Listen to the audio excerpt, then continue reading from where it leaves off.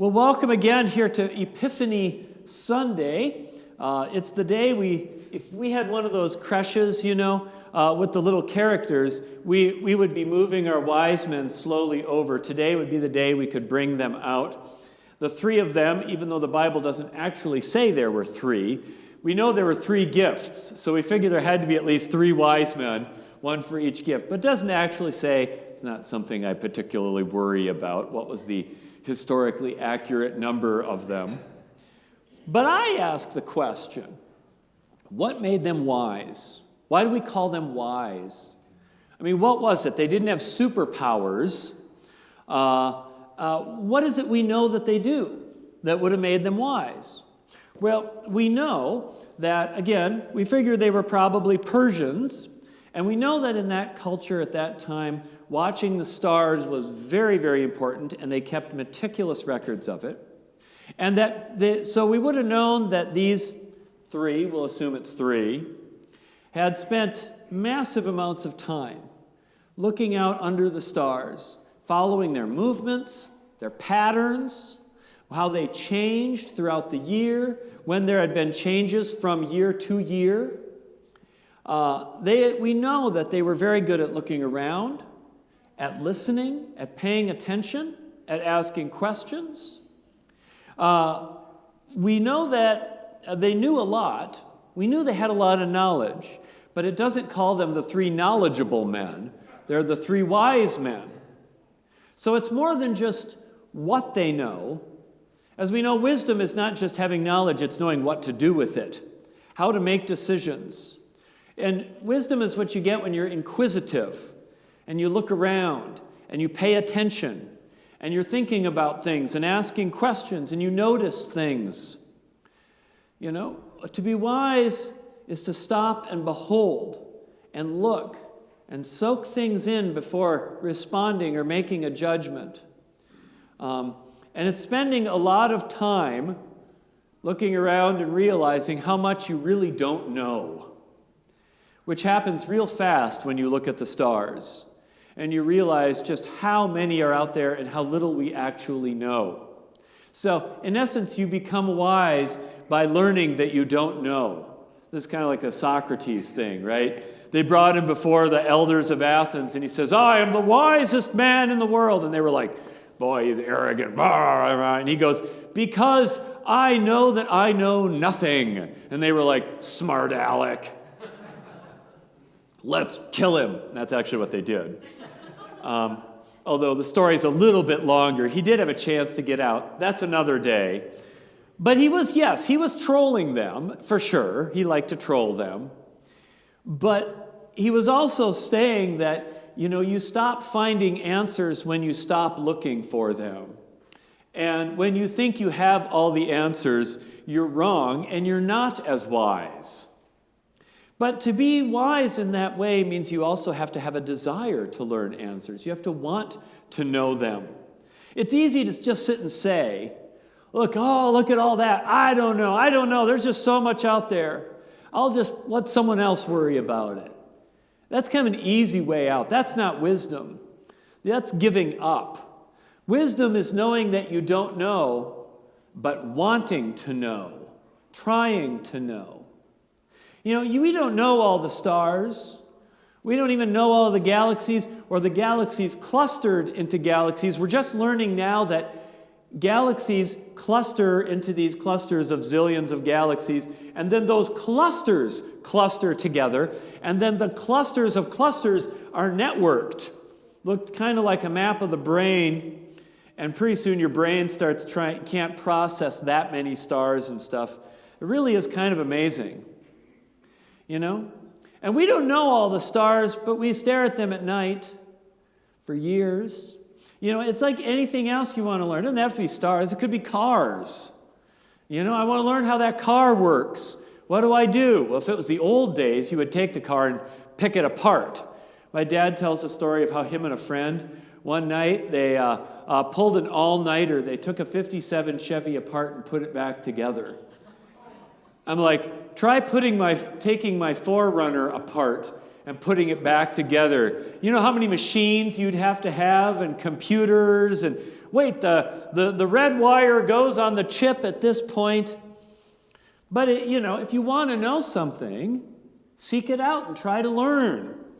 Right? That's what the wise men are doing.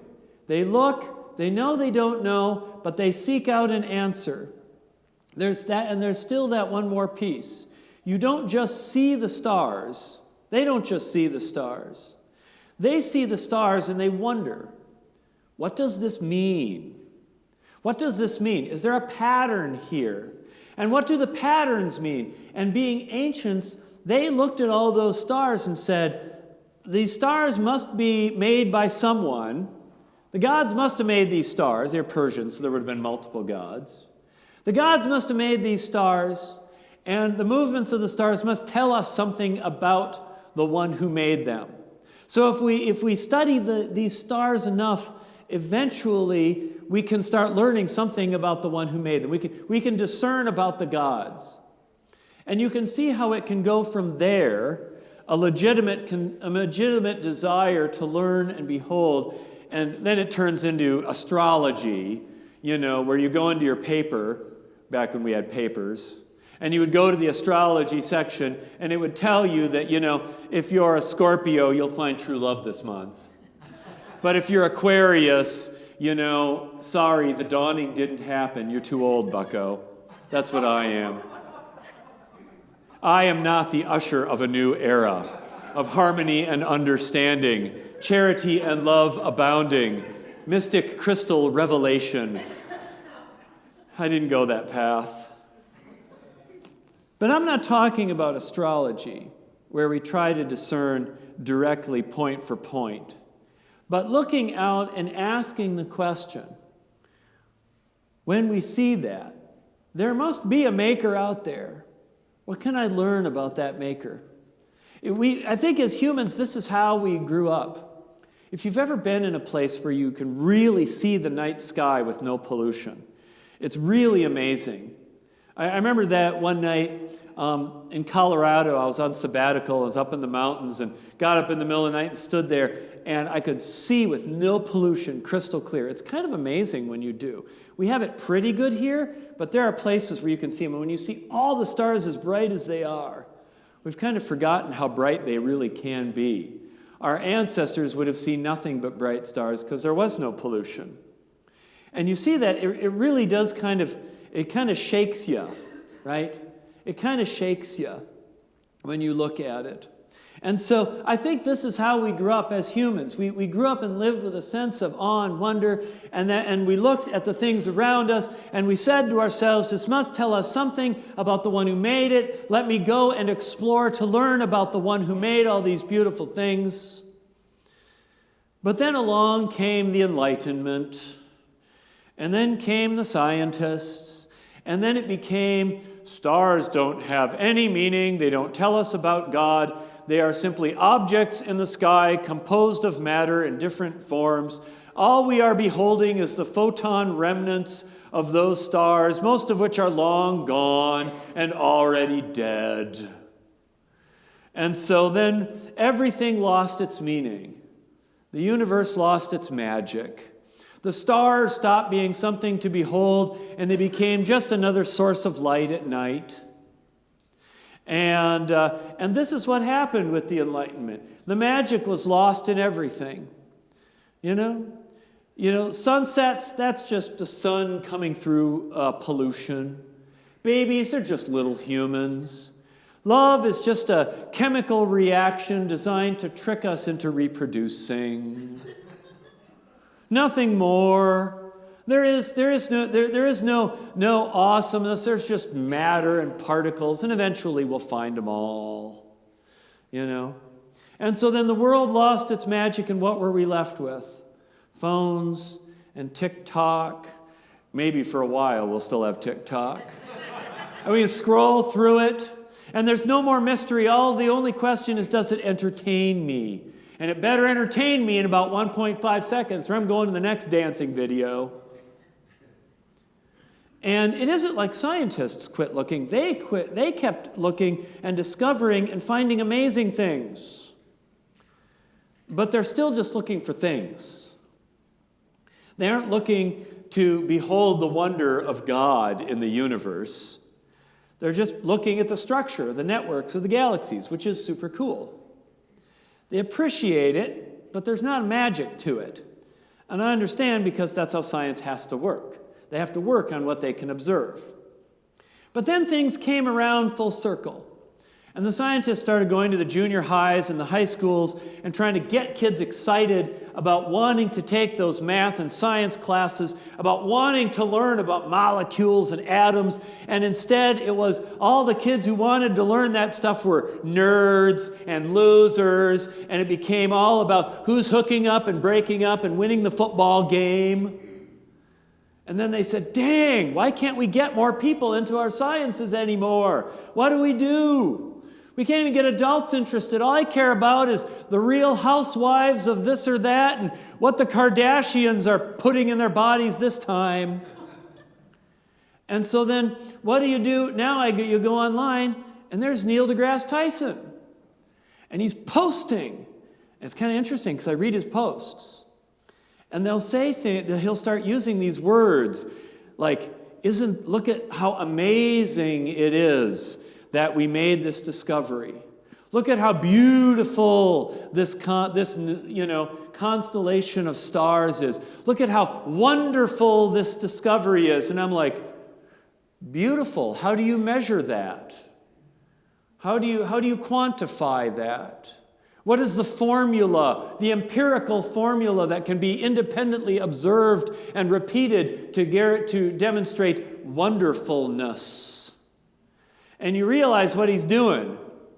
He's trying to bring the magic back, but do it without God.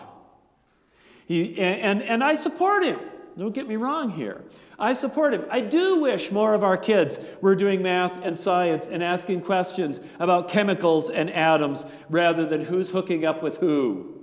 I go to the gym at 8 o'clock at night. I hear more of that than I'd ever want to know in my whole life. I wish they sat around the weight bench trying to figure out when the next supernova was going to happen. But that isn't how it works.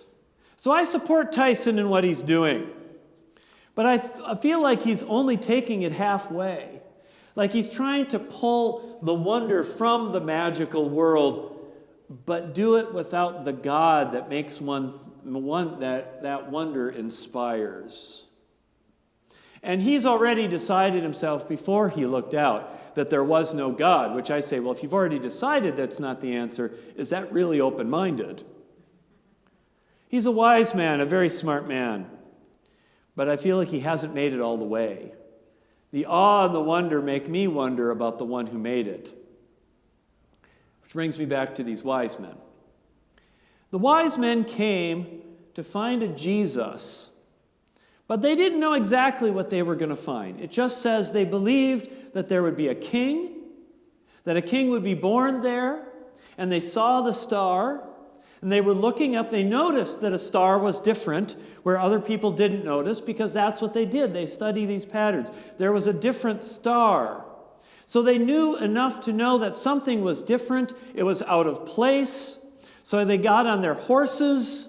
They were Persians. I guarantee you it was horses, not camels. Persians were all about horses.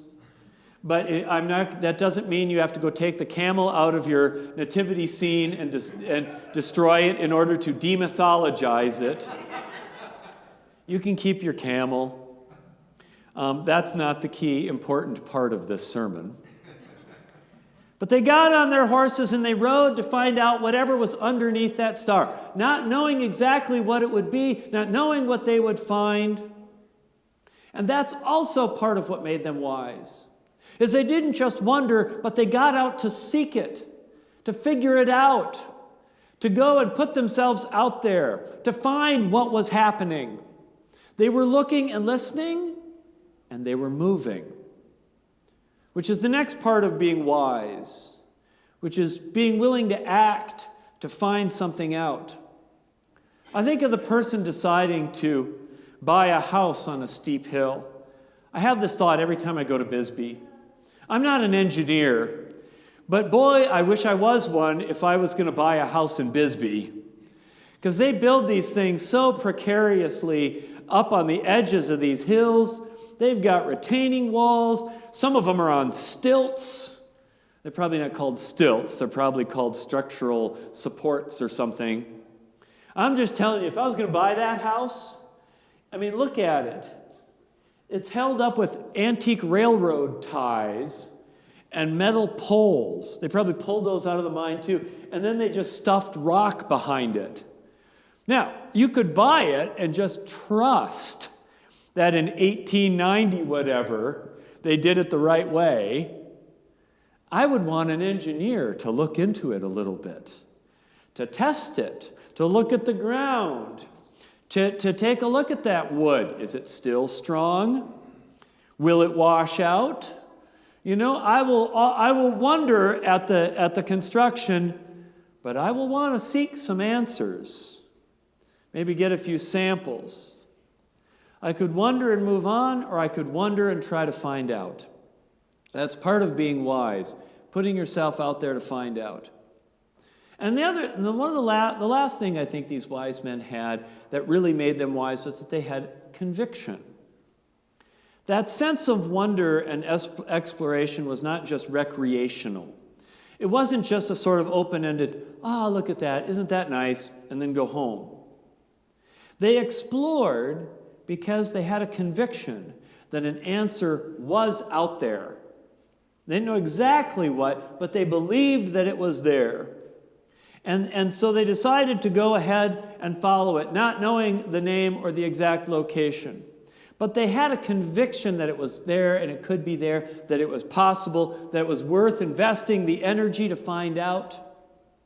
That's the part of wisdom that is faith.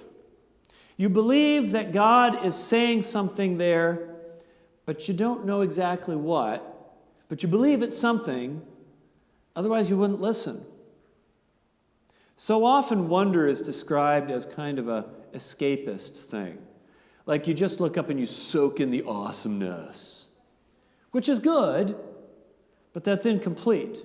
True wonder is backed with a conviction that that feeling that you're getting is motivated by something, and you want to know what it is, and you want to learn more. Hebrews 1:11. Faith is the assurance of things hoped for, the conviction of things not seen.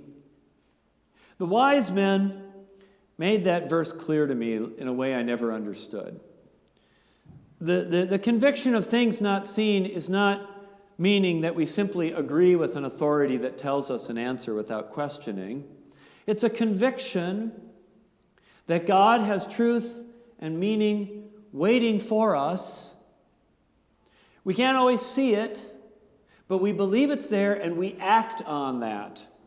We take it as a matter of conviction that God is still speaking to us today, that God is still giving a message, that God still has wisdom and knowledge and truth to give us. That wonder at what you don't know, but the conviction that God will show you, is the nature of the wisdom of faith. Amen.